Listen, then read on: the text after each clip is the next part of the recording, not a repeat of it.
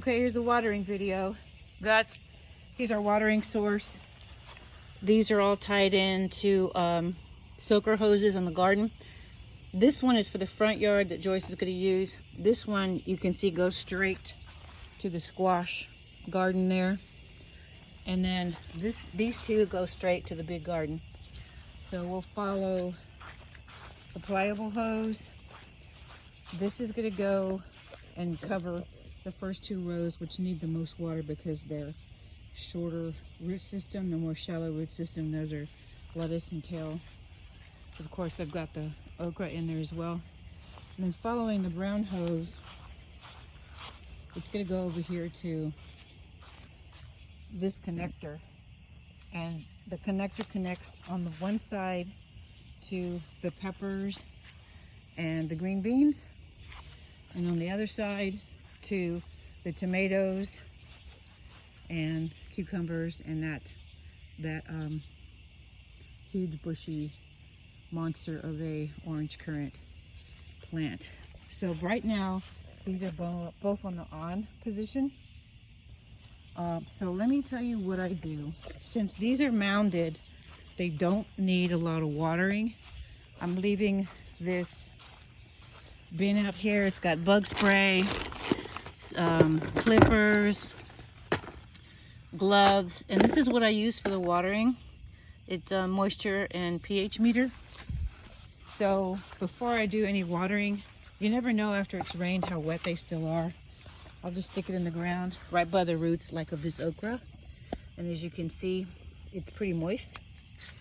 And I put it over here by the spinach. It's pretty moist, so that means I just leave that whole row alone. And I just do this on every row. And that's very moist. And this is where the beans are. The beans stay pretty moist because of all the oops.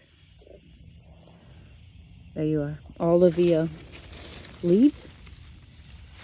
And the peppers should be fine, even though there's a massive root system because there's so many and I planted them so close. But when you stick the meter in there, they're fine as well. I don't water anything unless it's below the halfway mark on the water meter. And so this is my row, the first row of tomatoes. I stick it in here, and as you can see, the tomatoes are very wet. But so they've been splitting as they've been maturing because they're getting too much water too quick. And then this is the second row of tomatoes, which is the Cherokee Purple, super wet. And then this is the Midnight Snack. So basically, if whatever's in the first row is very wet still, the whole row is. So these are pretty sopping wet. The peppers here are fairly wet.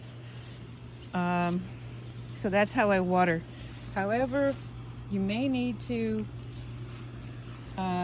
take this hose off of that if it's super hot out, but we do get rain, and put on this. And what I've been doing with this is hand watering the first two rows, just the baby lettuce there, because it's super shallow with the roots. So if we get 100-degree weather one day and no rain in 2 days, it's going to be dry. That's it. Be sure to text me. We're only going to be hanging out with Ariel, nothing major. I'd much rather you text me for any little question. As I said, so row 1 is lettuce, kale, and okra. Row 2 is arugula, baby lettuce, okra. Row 3 is all the green beans, 2 different kinds. Row 4 is like 5 different kinds of peppers. And like I said, the Sugar Rush, they look like they're ripe, but they're not. And there's a ton on there. So we could just leave those. I've got like 6 kinds of, maybe 4 kinds of tomatoes in this row. Some died in this row, and then pretty much just tomatoes and my cucumber plants. If you hand water the lettuce, you could squirt some water over here on the okra. That would be great because those roots are semi-shallow, but not as shallow as the lettuce. I think that's it. Call me if you have any questions, and be sure and take the little snippers and take whatever green beans and okra that you'd like. There probably won't be any arugula and kale left after tonight. And then the second half of that pepper row, there's a bunch of sriracha, serrano, and cayenne peppers.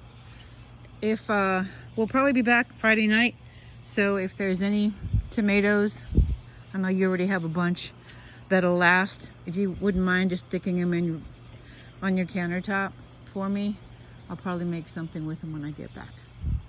Let me know if you have any questions. Thanks a ton. Bye.